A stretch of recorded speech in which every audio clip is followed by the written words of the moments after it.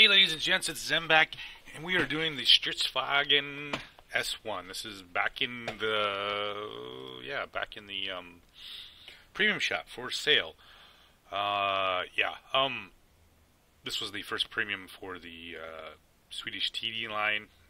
Of course, came out before the regular ones did. And what do we have here? Well, this is the prototype of the Stritzwagen 103, the one that we have in game.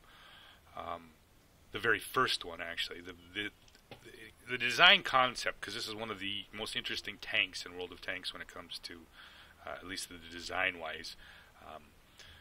After World War II, they did some studies on what was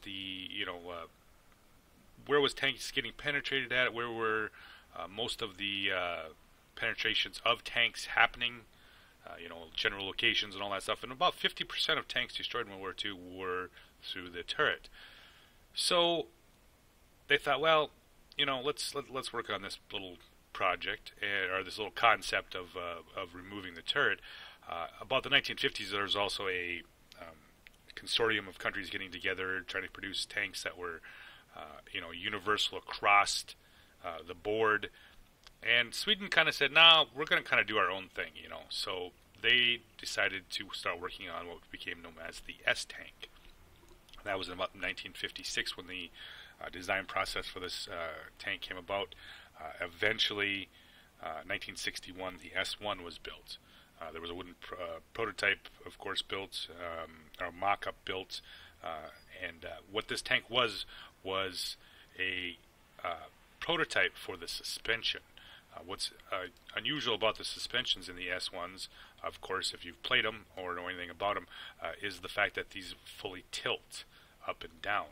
This solved the problem with the vertical movement of the gun and aiming. And from what I understand, is the gunner, when the gunner is actually aiming the gun, he has full control of that. And this thing has some sort of automatic system that, with the tracks and the suspension, that lets it move following the gun as the gunner is, of course, aiming. I don't know if the S1 had that, but this is, like I said, this was the prototype to test out the design concept of the suspension, which would become quite important for this tank to succeed. Now the later Strvs, or not Strvs, Stritzvagns had three-man crews. There was actually a guy in the back that was the guy that drove the tank in reverse, and they had a driver in the front. The guy in the back was also the radio operator. There's not a whole lot of information on the Strv S1 other than the fact that it was the first prototype for the rest of the S tanks. So yeah, kind of an interesting. The design concept makes sense. Hull down. A lot of tanks, if they didn't have the turret armor, of course, just got penned.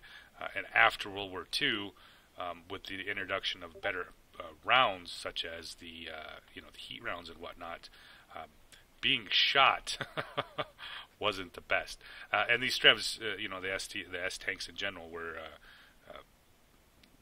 I'm not even sure if they were actually exported. I think they were only used by the Swedish. Go figure, right? But with the 105 on it, it did prove, the concept did prove out. I mean, they used these tanks all the way up until 1990, the early 90s, I believe, before they switched over to the Leopard 2s. So yeah, it did its job for almost 30 some years. This was the main battle tank for the Swedish military. So with that said, I'm going to bring up. Let's run through the stats here real quick. 390 average damage per shot, pretty nice. 288 pen, which is, I believe, the highest at Tier 8. This thing just runs right through armor on Tier 10s, no problem. I think the APCR is 330.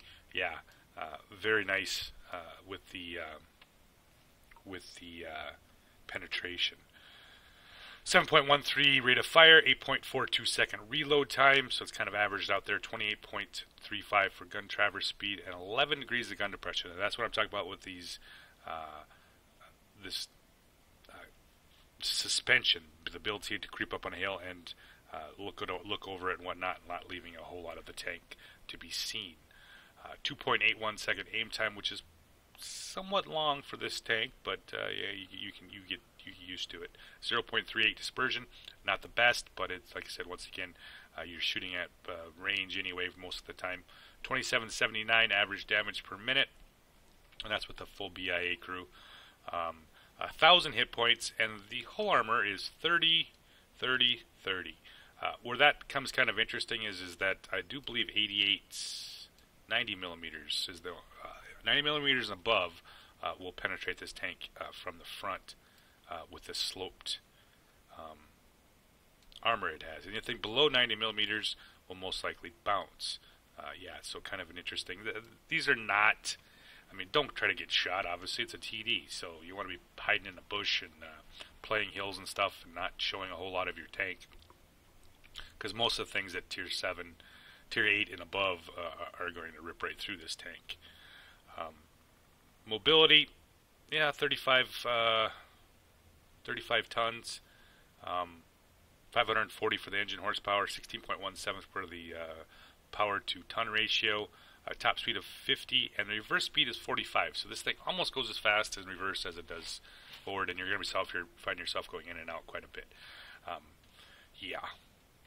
2 seconds to switch to siege mode. If you don't know what that is, that's you're pushing essentially X, and it puts this thing into siege mode. Once it's in there, you cannot move around like you normally would. However, you can aim the tank. You can aim the gun, and you have the actual gun depression that you normally wouldn't have if this thing was just sitting straight up. 1.3 switching to travel mode. So yeah, concealment pretty nice. 28.05. View range on here with binocs 456 and the signal range of 927. And I'm not gonna shit you on this. This is just a tank. I mean, yeah, you can murder shit if you get the right maps, and that's kind of key with this tank, is getting the right kind of maps. It doesn't do well on city maps. It doesn't do well where there's not a lot of concealment. Of course, if you can play back, its mobility is really hurt by the fact that it's got to be switching in and out of siege mode. So if you have a fast-moving map that's moving across, you're going to be fucked, because you're going to be constantly up and down trying to move in a better position to shoot. You do get spotted, you do get wrecked pretty quickly. And of course, if you're in siege mode and there's a light tank or medium tank coming along, you're pretty much fucked, because they're just going to circle jerk you. So for the most part, it's not a thumbs down or 2 thumbs down tank. It's not a thumbs up or a thumbs. It's a middle of the road. If you like the playstyle, yeah, you're going to be fine. But a lot of people are going to they're not going to get the playstyle. They're going to struggle with it, because it's not always the easiest to figure out where to go with this tank, and what's going to work and where you can work on what kind of hills. So for that part, like I said, I'm kind of a meh tank. Some people are going to disagree with me. That's fine. I'm looking at a broad population of here in World of Tanks, not just the people that get it or get how to play certain tanks. So with that said, it's a meh tank if you want to pick it up, or if you haven't picked it up yet. Yeah, it is what that is. It does print pretty good credits. Let's see here. The high caliber was 96,000 credits, and I believe the other one was 134,000 credits with the high caliber tank sniper, class 1 and all that kind of stuff. That was in a defeat, so that was a fucking joke. That's one we're going to start out with, and I can bitch for a while about. We can bitch for a while. So I'm going to bring up the gameplay for you guys to check out the S1 and see what this thing, unusual tank, is all about. Alright guys, back with the gameplay in the Strv S1. It was a Tier 9 battle. Oh, where do I begin? Well, yeah, one of those things. We have a 103, we have a T10, and we have a 263 here. So I'm going to go and sit up here in my little sniper hole here, wait for some shit to spot. We have the LTTB 4202, and, Progetto. He's going to come over here, and he's going to snipe here off the corner as well. Kind of knew this was a fucked up deal right off the bat. With no lights down there right away, to spot anything. It just doesn't work like that. Udes work. I have no idea what's that all about. T49s, yeah. So we're going to pick up here. So I get spotted right off the bat, so I know there's a light tank down there. Scorpion G is lit right off the bat. So that's kind of a no-go here. So we have the T54 over here. I'm going to try to work myself into a little bit better position here where I'm covered. There is no artillery. So the only thing I really have to worry about is anything over here or if I extend over here too far. So the whole team of heavies are pushing down there, along with the T49 and the Object 263 and whatnot. So we're going to pull up on here and see what we can find. Obviously the Yoho there is the T54 is here. So their T10's pushing in. He's already pushed up into the bottom of that side, leaving our LTTB kind of hanging by himself here. So pick up the Yoho right off the bat, and we'll put a shell into him. 288 pen, it really has no problem with that. Like I said, I'm pretty well protected here from just about everything. We're going to pick up the back end of him and finish off the Yoho. Now they got the T54. Now, this is where it kind of turns the fuck. One, because we have all those tanks down there on the bottom, and they are pushing into a T95, and who knows how many TDs currently ain't at that spot. The 704 is there too, or 705. Oh, and then I pick up the light tank. Oh, there you are, buddy.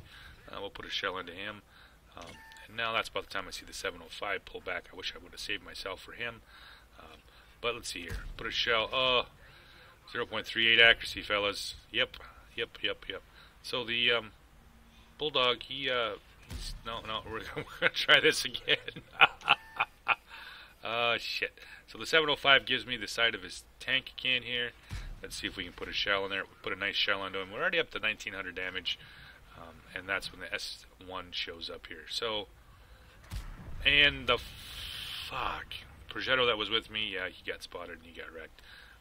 Strv 1's got lucky for some reason. RNG decides to bless him with a ridiculously stupid fully aimed shot, and yeah. So now we are sitting 3-2, and they have we've already lost our T10. Yeah. So their T10 is actually in a pretty good position. He's just lighting them, and he's working him over pretty hard here. So I'm going to pull up on here. Let's see if we can help these guys out. Pushing into a T95 that's relatively hold down, along with the 705A, is not good. So our buddy's back here with the M41. Finished him off. Like I said, I'm sitting here pretty decent. I don't have a whole lot of... I'm not going to get pushed or actually shot at with this rock here in the way. And I'm really hoping the T54 would come around the corner here so I can finish him off. The T30, the 103, they're just getting wrecked over there. Yeah, every time they pop up, they're getting shot here. So that's what the problem is with the T95. He never, like I said, never moved down far enough to really make a difference here. 705 is once again, yeah, they just hauled down there and they're just shooting them as they pop up. At some point, most people would be just like, no, you know what, we're not going to continue to beat our head up against there, but they did. That's about the time I know there's 263. Yep, here he comes around the corner. No idea why. There's better ways of doing this, but getting spotted as you make a run for that, it doesn't work. So this Strv 1, our Strv 1 is actually the Strv S1 is fucking AFK. And the T28 here is faced off against the T10, the CDC, and the MX 65 ton. So I need to do a little help here. Back around. These, like I said, good mobility on this tank, so you're able to do this. You're able to reposition yourself into spots where you can at least support. So we're pulling back around here. We're going to find this bush right here. We're going to work on that big, beautiful 11 degrees of gun depression. So we pull up here, and we got here they come. Ooh, come on, T10. T10 gives me his side, puts a 438 in there, but I can't quite get him completely finished off. The MX CDC is coming around the corner, and what are you going to do here? I really want to finish off the T10. He's my big problem here. Pick up the CDC, put a shell into him. They're all one shots now. 103 finally turned around. Oh, there we go. 65 ton. They're much of a hurry to kill the AFK tank, so yeah, we'll put a shell into you. Leaving them almost all at one shots here. I got the 103 pushed up here. I would really like some help. And donked the shot. Didn't quite get the reload fast enough. 230, T30, 263 is dead now. Yeah, you do have pretty decent armor on that thing, but not T95 level armor. So they've pushed through everything. Now they got the T10 in here. The 103. And I'm just kind of hoping that I'm going to get a little help here from the 103. Scorpion G moved up. Oh, there we go. Find the T10. Put a oh, fuck you and your game. And of course he nails me from the side. Shit, T10. Of course it always works out that way. Somehow gets the magic shot to the side of a tank. It doesn't kill him. So now they're pushing the T30. The 103 is the only one left up here. He's killed the Scorpion G, and I have the MX 65 ton here. He needs to die along with the CDC. Hopefully that the 103 is paying attention here, and see if I can pull over here. Pick up a nice shot on him. He pulls off kind of a bullshit deal there. Yeah. So that leaves me with the CDC. Come on, buddy. Yep, finish him off. And that leaves me by myself. Fuck me. So up the hill we go. We got Scorpion G coming in here. Let's see if I can finish off a couple more tanks before I decide to die. Hopefully they thought I was running. But we're just going to sit here and wait and see what pokes up. Strv comes in here. He's at 6 hit points. And we'll finish him off. And we got the other Scorpion G and another Strv 1. They're just sitting and waiting for me. I'm 22 health. I don't have much chance here, other than the fact that they're probably somebody's going to try to ram me. So put a shell into him, and yeah, he just rams me. So that's my first game in it. We're going to pick up one more game and give you guys an idea what the fuck not to do. Thanks for watching. Alright guys, back with the second game, and a win! Fuck yeah, it was kind of a pain in the ass to get some wins today, but yeah. The S1, like I said, it's just a meta tank. It is so situational. Maps like this, you're going to do well. Maps like the last one, you're going to do well. Yeah, you can't really push with it. You can't. It's just a pure, straight-up sniper tank. And even that with 0.38. I mean, yeah, this thing can be a beast. I mean, you get the right maps and the right tank spreads, you can do wonders with it. Kind of right off the bat, I knew this was going to be kind of a fucked up game because they got the IS-3 coming over here with me. Pick up the Tiger 2. He's hanging out there. We're going to see if we can get down on him. Oh, there you go. Give me the side of your turn. Oh, fucking RNG. I swear to God, it was against me all day. This time we're going to aim a little lower, so most of the tanks in my reticle. Pick him up with the 403. But yeah, that's what you get for what you do. ELC's doing a nice job of keeping things lit here. We'll put another shell into him. And come on, let's see here. One more. Oh, they finish him off. Yeah, Centurion 1 finishes him off here. So we got the E4, T28 Proto, and we're going to see what we can do. And nothing going on. And that's about the time I noticed that half the fucking team had stopped behind us, and nobody was really pushing up the hill. IS-3 should have been up the hill already. Yeah, I had a little shot through the window and apparently didn't go for me. Go figure, right? So we're looking, got the binocs up. That's the one nice thing about when you're in siege mode. You still get the binocs working all the time. So with the 32, the OHO, and the IS-6 going up the hill, it's kind of one of those positions where, okay, we have nobody up the hill yet, and we're not going to be able to take it by now because everybody's too slow. The OHO's trying, the 32's trying, the FE-42 finally goes up the hill. We still have the IS-3 sitting here playing sniper. Oof. Yeah, we're going to see here. So we're going to pull in behind here, and we're going to find some bushes.